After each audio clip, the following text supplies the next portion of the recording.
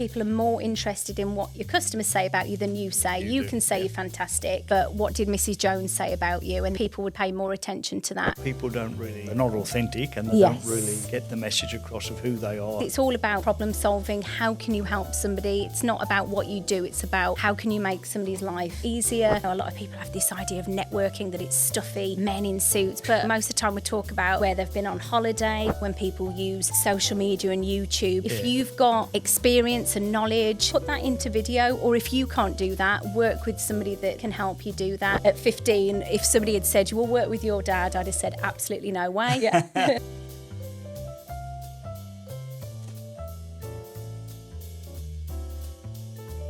Today I'm here with Sarah Rhodes from the Best of Walsall.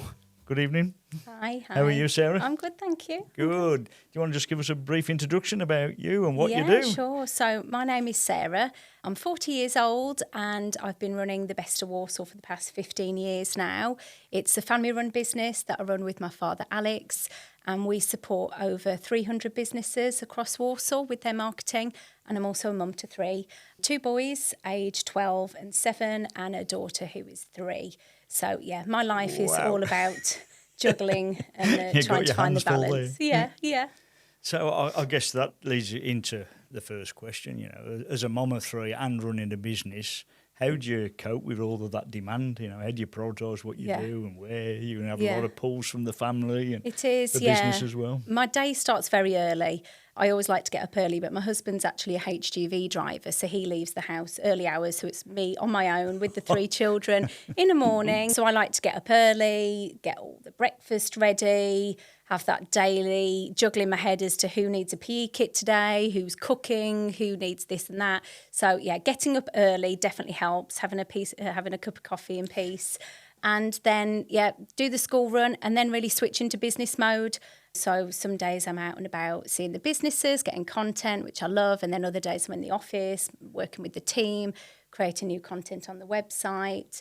And then I switch back to being mum on the school run. And, I can sort of switch on and off, really. But, having our own business does give me that flexibility, which is good. It's a challenge, but it does enable me to help with the school pickups, which is good. Yeah, that's wonderful. It must be quite challenging, for sure. So what actually inspired you to do this, you know? Yeah. So I did marketing at university and I really enjoyed my degree. The irony is there was no social media as part of that degree, which I find really strange now, considering that social media is such a huge part for businesses. Really enjoyed it, and then I went to work in a marketing department. But I actually found I wasn't using that much of my degree, really. It was more sort of admin. And my father, Alex, actually bought the Best of Walsall franchise. And I joined him in the business, which was a big shock because at 15, if somebody had said, you will work with your dad, I'd have said, absolutely no way. But we both worked really well together. And, to start with, it was more admin, adding content to the website. But I suppose as my confidence grew, my experience, actually getting out and meeting the businesses face to face inspires me every day. That's what I'm passionate about, making a difference for small businesses. How's your role evolved then? Because obviously over that period, technology's evolved. Exactly. So I knew when I joined that I needed to set up the social media. So to start with, it was quite basic. And then as my confidence experience has grown, it's now getting out there, getting the video content, because I know what I want to see from a business. So if I'm thinking of having a plumber, a hairdresser, anything like that, I know what I'd like to see. So I like to get out there, speak to the businesses and say, right, what makes you different? And let's put that out there for you. So, it's definitely gone from being sort of behind the computer to actually out there and doing the networking as well, and being more face-to-face and interactive with the businesses. But as I say, as my experience and confidence has grown, it's definitely a lot more forward-facing and a lot more leadership as well. And Alex is now taking more of a step back. Yeah. So the role gets bigger. No, exactly. And what about, obviously you're going out seeing all these businesses and helping them work out, who they are and how to promote their message on social media. Do you find you have to coach them around understanding their, what their value proposition is? Yeah, definitely. I think so many businesses are so good at what they do, but find it really difficult to market themselves. and they get very caught up on the technical side and not really the benefits of what they can offer, what makes them different. So that's where I really enjoy helping the businesses to say, right, what is it that makes you different? Right, you care, you're good, you call people back when you say you will. You need to get that across in your marketing. So definitely I really enjoy helping businesses find out what their unique selling proposition is. A lot of real clunky marketing out there where people don't really, they're not authentic, and they Yes. don't really get the message across of who they are, who they help, Yes. the problems that they're trying to solve. Yes, it is. It's all about problem solving. How can you help somebody? It's not about what you do. It's about how can you make somebody's life easier? What solutions can you provide? So definitely that definitely is part of the videos that I help create for the businesses. Wow. So if I'm a small business, where would I start with all this? If I'm just getting going, where would I actually start? I think have a look at what other businesses in your sector are doing and sort of get some ideas and really look at what are your strengths really. For some businesses, it isn't the marketing, so they may need to outsource that. They may need to get advice on that. For others, they could be great in front of the camera, so they might want to pick up the video and start doing behind the scenes, because that is what people like to know, the ins and outs and behind the scenes and a day in the life of some of the videos and social content now are literally the day in life of a plumber, the day in life of a hairdresser. That's what people like to see. Yeah, so even I think some of the most mundane, boring content and top tips as well. A lot of the businesses in our network are experts at what they do. They have that knowledge, but they could share some of that with the businesses and give that value back, especially now when people use social media and YouTube to how do you fix a leaking tap? How do you cut a balayage haircut? So nowadays people are seeking, and on TikTok, how-to videos. So if you've got experience and knowledge, put that into video, or if you can't do that, work with somebody that can help you do that. And it's funny, I was really fearful of going into video, and I was pushed that way. And even this morning, I'm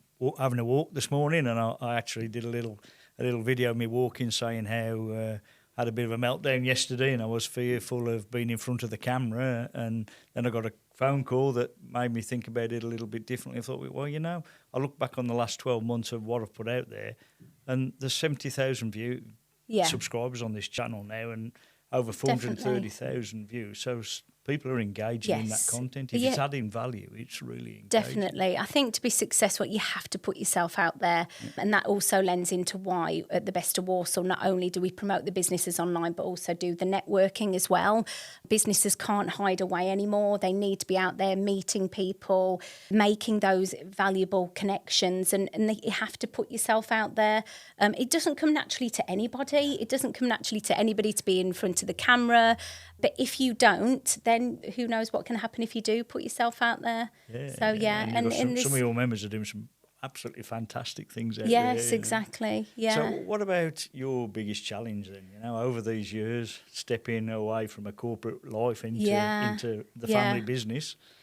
There's a couple of challenges really. I think the first one is definitely being taken seriously, especially as a woman as well. A lot of people respect my father Alex, and rightly so. He's a fantastic entrepreneur. He's built a lot of businesses. Yep. So a lot of businesses to start with, when they'd see me come, say, oh, well, where's Alex?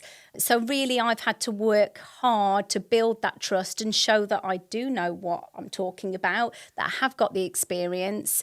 And so, that's definitely been a challenge to sort of be taken seriously. But over time, confidence, again, experience, and also not being... big shoes to fill. Yes, and not being afraid to stand up for yourself as well. I'm not a confrontational person, but I've learned that actually you need to. If there's something that you believe in and the right thing, you have to stand up for yourself. And if something doesn't feel right, you can never go wrong doing the right thing. And that's something that my father Alex has always instilled in. Just do what feels right. Great. And even if financially that isn't the best thing, you have to do what feels right.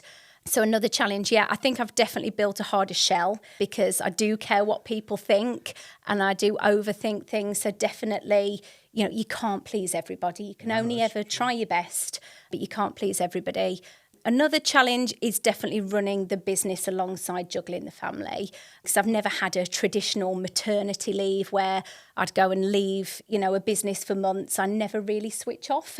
So I'm always on the phone. I'm always even on holiday. But then equally, that's given me the flexibility, like I said, to be there for school plays, for sports days and things like that. So having that flexibility and is it's good. hard, isn't it? Running a business gives you some advantages because you have that flexibility. Yeah. But then you've also, the business is still there when you've done those things, and there's still needs and challenges. Yeah. How do you prioritise your work every day? I think structure and being organised and disciplined is definitely something that I have to do. I'm a big believer in lists, and I still do old-fashioned paper lists, but now there are so many fantastic apps and tools that nowadays you don't have to be the most organised to get yourself organised with everything. So, it's structuring my day is definitely important, building crisis timing, because you can have a plan for the day and something come along and change everything. So building in that crisis time. So I know each day I've got an hour where if something comes in, I can look at it then and try and ignore it until then and deal with it then. And also fitting your tasks into time, having set pieces of time, because it's very easy to spend the whole day just sort of doing one thing. So being really, really disciplined with my time, being organised, writing lists, and also trying to start off with the more difficult things at the start of the day, because I'm more of a morning person. Some people are more evening, but I would rather get up early.